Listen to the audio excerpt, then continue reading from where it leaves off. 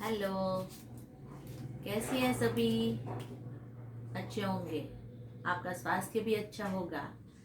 अगर आप अपने स्वास्थ्य का ख्याल रखेंगे तो आपका परिवार भी स्वस्थ होगा। अगर हमारा परिवार स्वस्थ होगा तो हमारा समाज भी स्वस्थ होगा। हम कोरोना को हराएंगे। एक बार नहीं, 2 बार हमने हराया है।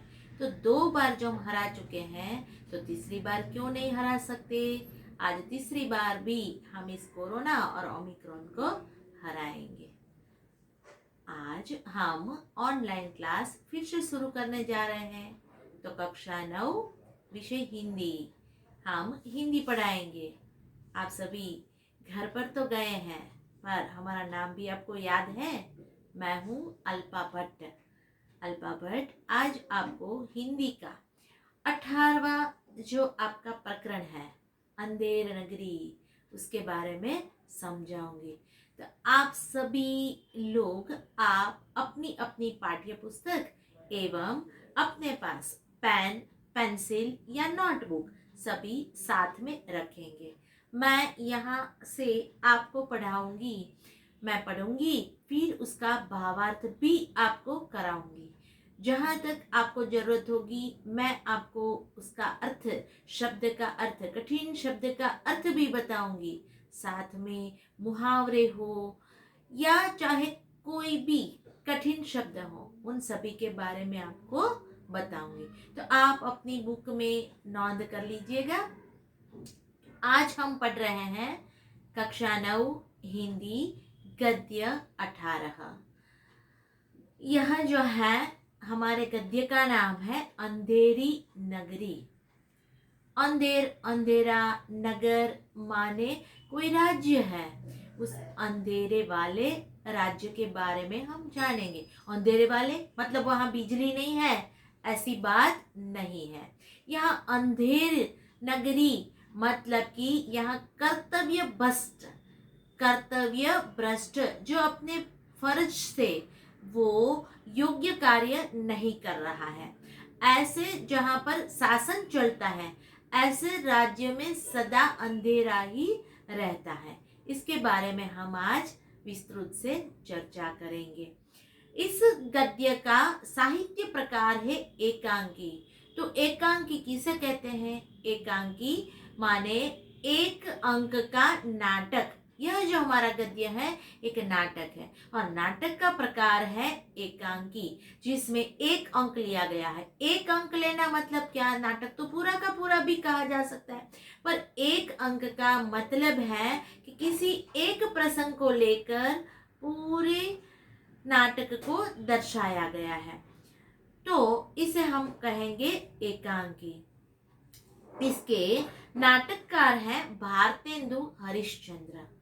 भारतेंदु हरिश्चंद्र का जन्म 1850 ईस्वी सन में हुआ था और उसका निधन 1885 में हुआ था। अब हम भारतेंदु हरिश्चंद्र का परिचय देखेंगे। तो सबसे पहले हम देखते हैं बच्चे, भारतेंदु हरिश्चंद्र आधुनिक हिंदी साहित्य के पितामह कहे जाते हैं। मतलब कि भारतेंदु हरिश्चंद्र है वो कहीं जाने माने ऐसे हिंदी साहित्य के रचयिता हैं। आज हम उसकी एकांकी को पढ़ेंगे। वे हिंदी में आधुनिकता के पहले रचनाकार थे। इनका मूल नाम था हरिश्चंद्र। भारतेंदु उनकी उपाधि थी। मतलब आप गुजराती में उसे उपनाम कहती हैं, तखल्लुस, उसे कहते हैं भारतेंदु। हिंदी साहित्य में आधुनिक काल का प्रारंभ भारतेंदु हरिश्चंद्र से माना जाता है। भारतीय नव जागरण के अग्रदूत के रूप में प्रसिद्ध भारतेंदु जी ने देश की गरीबी, पराधीनता, शासकों के प्रति अमानवीय शोषण के चित्र को ही अपने साहित्य का लक्ष्य बनाया। हिंदी को राष्ट्रभाषा के रूप में प्रतिष्ठित करने की दिशा में उन्होंने अपनी प्रतिभा का उपयोग किया। भारतेंदु बहुमुखी प्रतिभा के धनी थे। हिंदी पत्रकारिता, नाटक और काव्य के क्षेत्र में उनका बहुमूल्य योगदान रहा। हिंदी में नाटकों का प्रारंभ भारतेंदु हरिश्चंद्र से माना जाता है। देखो, कोई काव्य लिखता है, कोई नवल कथा यानी उपन्यास लिखते हैं, तो कोई कहानी लिखते हैं, तो कोई नाटक। तो सबसे पहले जिन्होंने नाटक लिखने का प्रारंभ किया वो है हमारे साहित्यकार भारतेंदु हरिश्चंद्र। भारतेंदु जी ने हिंदी नाटक की नींव को सुदृढ़ बनाया। उन्होंने हरिश्चंद्र पत्रिका, कवि वचन सुधा और बाल प्रबोधिनी पत्रिकाओं का संपादन भी किया। वे एक उत्कृष्ट कवि, सशक्त व्यंग्यकार, सफल नाटककार, जागरूक पत्रकार तथा ओजस्वी गद्यकार भी रहे हैं। देखो, कितनी सारी प्रतिभाएं एक ही व्यक्ति में है। व्यक्ति चाहे तो कुछ भी कर सकता है। जैसे आप सभी भी अगर मन में ठान लेंगी तो आप भी जो चाहेंगे वो कर सकती हैं। इसके अलावा वे लेखक, कवि, संपादक, निबंधकार एवं कुशल वक्ता भी थे। इनकी प्रमुख रचनाएं भारतेंदु कला, वैदिकी हिंसा, हिंसा न भवति, सत्य हरिश्चंद्र, भारत दूरदर्शा, अंधेरे नगरी, नाट्य साहित्य, पूर्ण प्रकाश, चंद्रप्रभा, ये दोनों उनके उपन्यास रहे हैं। स्त्रियों की उत्पत्ति, बादशाह दर्पण, नाट्य शास्त्र, कश्मीर कुसुम, रामायण का समय, शोध रचना में सुंदरी सिलर और पावस कविता संग्रह, काव्य आदि रहे हैं। भारतेंदु जी ने मात्र 34 वर्ष की अल्प आयु में, देखो 34 वर्ष बहुत छोटा सा ही उसका जीवन काल रहा है, उनमें अल्प आयु मतलब अल्प माने थोड़े थोड़े ही उनके जन्म समय में ही उन्होंने विशाल साहित्य की रचना हमें प्रदान की है। 35 वर्ष की आयु में उन्होंने मात्रा और गुणवत्ता की दृष्टि से इतना लिखा, इतनी दिशाओं में काम किया कि उनका समूचा रचना कर्म पथदर्शक बन गया। आपका महान साहित्यिक कर्म देवी शक्ति से प्रेरित ही माना जाता है। देखो, हमारे यहाँ कहावत है, जैसी राजा वैसी प्रजा, जैसे राजा होंगे उनकी प्रजा वैसे ही होंगे। देखो, हम इस नाटक का थोड़ा सा सारांश देखेंगे। देखो, प्रस्तुत एकांकी में एक महंत है और उनके 2 शिष्य भी हैं। एक नगरी में ये तीनों पहुंच जाते हैं जहां मूर्ख राजा और मूर्ख प्रजा से उनका पाला पड़ता है। देखो, हमने पहले ही बताया जैसे राजा वैसी उनकी प्रजा होती है। तो यहाँ पर ये महंत और उनके 2 शिष्य, महंत यानी महात्मा जी, ये तीनों यहाँ पर पहुंच जाते हैं। तो नगरी में देखो सर्वत्र अंधकार, अज्ञान का अंधकार था। यहाँ अंधेरा मतलब बिजली नहीं है, ऐसी बात नहीं है। वहाँ सूर्य प्रकाश नहीं मिलता, वैसा भी नहीं है। पर यहाँ जो अंधेरा बताया गया है वो अंधेर माने अज्ञानता। अनुशासित रहित विवेकहीन प्रजा में किसी से प्रेम, आत्मीयता का नामो निशान दिखाई नहीं देता था। अच्छे बुरे में अंतर भी नहीं करते थे और नहीं सच और झूठ का भी ज्ञान उसे रहता था। भाजी का मूल्य और खाजे का मूल्य 1 टका। भाजी माने तरकारी, सब्जी, और खाजा, खाजा यानी मिठाई। देखो, अब हमने ये दोनों का अर्थ बताया है, तो आप अपनी कॉपी में लिख लीजिए। 1 टका, टका किसे कहते हैं? देखो, पुराने जमाने में 1 टका मतलब छोटी सी कीमत वाला पैसा, जो बहुत सस्ता कहा जाता है। यथा राजा तथा प्रजा, यथा माने जैसे राजा वैसी प्रजा। ऐसी कहावत के अनुसार राजा भी मूर्ख तो उसकी प्रजा भी मूर्ख। ऐसे लोग अपनी मूर्खता के कारण अपने विनाश का कारण बन जाते हैं। अंधेर नगरी एकांकी से लेखक पाठकों को इसी अविवेकी अज्ञानी वृत्ति से परिचित करवाकर इससे बचे रहने की प्रेरणा देते हैं। देखो, यहाँ हमने आपको बताया कि यह क्या है बच्चों, यह है एकांकी, मतलब एक अंक का नाटक है। तो नाटक में आप सभी जानते हैं कि नाटक में एक नहीं अनेक लोगों को जोड़ के बनाया जाता है, तो उन सभी का संवाद भी आता है। संवाद यानी एक दूसरे से बातचीत करना। तो यहाँ उन पात्रों का परिचय करवाना भी बहुत जरूरी है। तो यहाँ सबसे पहले है महंत जी, जिसे हमने बताया था महात्मा है, और महात्मा के साथ 2 शिष्य भी आए हुए थे। ये 2 शिष्यों के नाम थे नारायण दास और गोवर्धन दास। ये दोनों महंत के शिष्य हैं। यहाँ हमने बताया था नगर है, ये तीनों नगर में प्रवेश करते हैं। तो यहाँ नगर का जो राजा है वो है चौपट राजा, मतलब सभी कुछ उल्टा ही सोचता है, अपनी बुद्धि से वो कोई कार्य नहीं करता, जो भी उसे बताता है वही बात वो कर देता है, वो अपनी बुद्धि कभी नहीं चलाता, मतलब वो अज्ञानी राजा है, अज्ञानी शासक है। तो वहां पर उसके कर्तव्य में हमेशा ही भ्रष्टाचारी तो रहेगी ही। यहाँ पर है कुंजड़ीन। कुंजड़ीन किसे कहते हैं? कुंजड़ीन यानी तरकारी बेचने वाली स्त्री। तरकारी हमने पहले ही बताया था, तरकारी मतलब सब्जियां बेचने वाली स्त्री को कहा जाता है कुंजड़ीन। दूसरा पात्र है हलवाई। हलवाई यानी मिठाई बेचने वाला, फरियादी न्याय मांगने वाला, कल्लू बनिया कारीगर, चुने वाला, बिस्ती किसे कहा जाता है? मशक, चमड़े की जो मशक है, चमड़े की थैली को मशक कहा जाता है। मशक में पानी भरकर वो पानी इधर से उधर ले जाने का कार्य करता है, उसे कहते हैं मशक। उस मशक को, पानी को ढोने वाले को कहते हैं भिस्ती।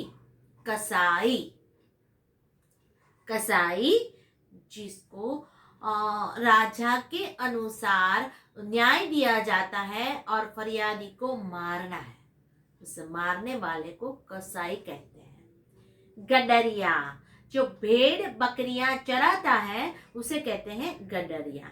कोतवाल यानी आज हम उसे इंग्लिश में कहते हैं पुलिस। ये पुलिस जो है उसे पहले बता देते हिंदी में कोतवाल। और उसके जो सैनिक है उसे कहते हैं सिपाही।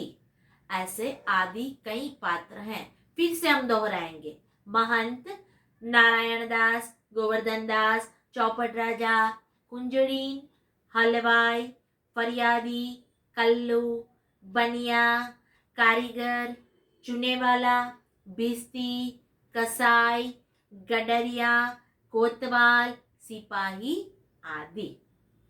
अब देखो, ये नाटक है। जो नाटक है, नाटक हर जगह अलग अलग जगह पर ये दृश्य अंकित नहीं किया जाता, ये रंगमंच पर दर्शाया जा सकता है। रंगमंच यानी तख्ता, जिसे हम इंग्लिश में कहते हैं स्टेज, जहां पर हम दूसरे लोगों को दिखाते हैं, वहां दृश्य अंकित किया जाता है, उसे कहते हैं स्थान। यहाँ पर कोई एक दृश्य नहीं दिखाया जाता, नाटक में कोई 1, 2, 3 ऐसे अलग अलग पार्ट्स भी आते हैं। तो उसमें सबसे पहला दृश्य हमारा क्या है, हम देखें तो यहाँ पर स्थान है, शहर से बाहर एक सड़क दिखाई गई है और महंत जी और 2 चेले माने शिष्य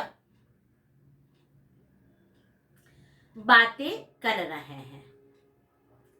महंत, बच्चा नारायण दास, यह नगर तो दूर से बड़ा सुंदर दिखाई पड़ता है, देख कुछ भिक्षा मिले तो भगवान को भोग लगे, और क्या।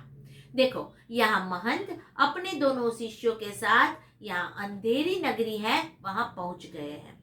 वहां पहुंच गए हैं, वहां सड़क दिखाई देती। सड़क पर वे तीनों चल रहे हैं। चलते चलते ये तीनों बात कर रहे हैं। ये तीनों जो बात करते हैं उन्हें कहते हैं संवाद। तो यहाँ महंत है, वो अपने दोनों शिष्यों से बात करते हैं। महंत जी ने बताया कि बच्चा देखो, पहले गुरु जी हैं, गुरु और शिष्य के बीच कैसे संबंध होते थे, जैसे एक पिता और पुत्र का। यहाँ गुरु जो है, गुरु अपने शिष्य को अपने पुत्र से भी अधिक प्यार करते थे। तो उन्होंने अपने एक शिष्य से क्या संबोधन किया, बच्चा नारायण दास, यह नगर तो बहुत सुंदर दिखाई देता है और बहुत बड़ा भी है, पर यहाँ भिक्षा मिले। महंत जी हैं, गुरु जो है, वो अपने शिष्यों के साथ जाते हैं तो वो भिक्षा ग्रहण करते हैं, मतलब सभी लोगों से कुछ खाना मांगते हैं, फिर वो खाना खाते हैं। तो ये भिक्षा में उसे आज कुछ सुंदर मिल जाए तो अच्छा रहेगा, बड़ा ही आनंद हो जाएगा। महंत तो नारायण दास, गुरुजी महाराज, नगर तो बहुत ही सुंदर है, पर भिक्षा भी सुंदर मिले तो बड़ा आनंद हो। महंत क्या बच्चा गोवर्धन दास, तू पश्चिम की ओर जा और नारायण दास पूर्व की ओर जाएगा। गोवर्धन दास जाता है। गोवर्धन दास कुंजड़ीन से, क्यों बाजी क्या भाव? कुंजड़ीन, बाबा जी टके शेर। गोवर्धन दास, सब बाजी टके शेर, वाह वाह, बड़ा आनंद है, यहाँ सभी चीजें टके शेर। हलवाई के पास जाकर, क्यों भाई, मिठाई क्या भाव? हलवाई, टके शेर। गोवर्धन दास, वाह वाह, बड़ा आनंद है, सब टके शेर। क्यों बच्चा, इस नगरी का नाम क्या है? हलवाई, अंधेर नगरी। गोवर्धन दास, और राजा का नाम क्या है? हलवाई, चौपट राजा। गोवर्धन दास, वाह वाह, अंधेर नगरी, चौपट राजा, टके शेर बाजी, टके शेर खाजा। अच्छा, सबसे पहले हम अर्थ देख ले। खाजा, खाजा यानी मिठाई। कुंजड़ीन शब्द आपको पता है, तरकारी बेचने वाली स्त्री। देखो, महंत अपने दोनों शिष्यों के साथ, नारायण दास और गोवर्धन दास दोनों के साथ अंधेर नगरी में पहुंच रहे हैं। वहां इतना नगर देखा। नगर तो दूर से बहुत सुंदर दिखाई दे रहा था। महंत जी ने बताया कि देखो, ये सुंदर नगर है, यहाँ से अगर भिक्षा कुछ सुंदर मिल जाए तो हमारे पेट को भी बड़ा आनंद होगा, और हमें कुछ प्रसाद भी मिले तो ये भगवान, भगवान किसे कहा है? हमारी भूख को कहा है, अन्न देवता को कहा है, तो ये हमें मिल जाए, हमें भोग मिल जाए तो बड़ा ही आनंद होगा। नारायण दास तो बहुत ही प्रसन्न हो गया। अच्छा गुरुजी महाराज, ये नगर जो है ना, वो बहुत ही सुंदर दिखाई दे रहा है, तो ये नगर जो सुंदर दिख रहा है, तो वहां से भिक्षा भी सुंदर मिल जाए तो मन को बहुत ही आनंद होगा और हमारी क्षुधा भी तृप्त हो जाएगी। महंत ने बताया कि देखो बच्चा गोवर्धन दास, तुम जो है पश्चिम की ओर जाना, और नारायण दास है वो पूर्व की ओर जाएगा। देखो, और आप देखिए, और में एक मात्रा बताई गई है, और माने उस तरफ, उस और जाना है। अगर अ दोनों एक काना, दोनों मात्रा होंगी तो दो मात्रा वाले और को कहा जाएगा अने। मैं और तुम, हम और तुम। अच्छा, तो गोवर्धन दास वहां से चला जाता है। वे सबसे पहले कुंजड़ीन के पास जाता है। ये कुंजड़ीन जो है सब्जियां बेच रही है। वहां जाकर गोवर्धन दास ने पूछ लिया, अरे बाजी क्या भाव है?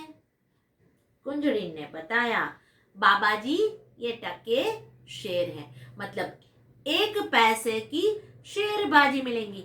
शेर, यहाँ शेर मतलब सिंह होगा, जंगल का राजा नहीं। ये शेर जो है आज के हिसाब से 500 ग्राम वजन का माप है। सिर्फ 500 ग्राम भाजी मिलेगी। अच्छा, गोवर्धन दास, सभी भाजी टके शेर है। वाह वाह, क्या बात है, बड़ा आनंद है। यहाँ तो सभी तरकारी जो है वो टके शेर में मिलती है। ये गोवर्धन दास तो उसके आगे ही निकल जाता है। वो पहुंच जाता है हलवाई के पास। हलवाई किसे कहते हैं? जहां पर मिठाइयाँ मिलती हैं, जो मिठाइयाँ बेचते हैं उसे हलवाई कहते हैं। मुंह में पानी आ गया? अच्छा, मेरे मुंह में भी पानी आ गया, पर अभी ज्यादा मिठाइयाँ मत खाना। अगर खांसी हो जाएगी तो आप अस्वस्थ भी हो सकते हैं। तो हलवाई के पास जाकर उन्होंने पूछा कि क्यों भाई, मिठाई क्या भाव है? हलवाई ने बताया, टके शेर। अरे, 1 पैसे में सब्जी भी मिलती है और 1 पैसे में मिठाइयाँ भी मिलती है, और वो भी 500 ग्राम। अरे बाबा, गोवर्धन दास तो बहुत ही प्रसन्न हो गया। वाह वाह, बड़ा आनंद आया। सब टके शेर बाजी। क्यों बच्चा, इस नगरी का नाम क्या है? किसने पूछा? गोवर्धन दास ने। किससे पूछा? हलवाई से पूछा कि इस नगरी का नाम क्या है। उस हलवाई ने बताया कि अंधेरी नगरी। गोवर्धन दास, और राजा का नाम क्या है? हलवाई ने बताया, राजा का नाम है चौपट राजा। चौपट का मतलब जानते हैं आप सभी? चौपट माने उल्टा, जो उल्टा नहीं सोचते। गोवर्धन दास, वाह वाह, क्या बात है। अरे, उन्होंने तो वहां ही एक पंक्ति बना ली, अंधेर नगरी चौपट राजा, टके शेर बाजी, टके शेर खाजा। अच्छा, टके शेर बाजी, टके शेर खाजा मतलब जहां पर अव्यवस्था तथा लूट फाट होती रहती है, उसकी बोलबाला रहती है, उसे कहते हैं अंधेरी नगरी चौपट राजा, टके शेर बाजी, टके शेर खाजा। किसी को किसी का मूल्य भी नहीं है, इसे कहते हैं अज्ञानता। या इस अज्ञानता को दूर करने के लिए लेखक महाशय ने हमारे इसी अभ्यास क्रम में यह नाटक की रचना की है। अच्छा, चलो बाय बाय, फिर अगले ताश में मिलेंगे। अपना ख्याल रखना। और आज का आपका गृह कार्य रहेगा। आपका गृह कार्य है, देखो मैंने जितना भी आज आपको पढ़ाया है उनका शब्दार्थ भी लिखना है, और उसके साथ साथ उन सभी में से आपको कम से कम 5 से 7 प्रश्न भी बनाने हैं, और उसके उत्तर भी अपनी कॉपी में लिखने हैं। साथ में आप रिक्त स्थानों की पूर्ति भी बनाना मत भूले। जब कभी भी हम मिलेंगे, हम आपका गृह कार्य अवश्य ही देखेंगे।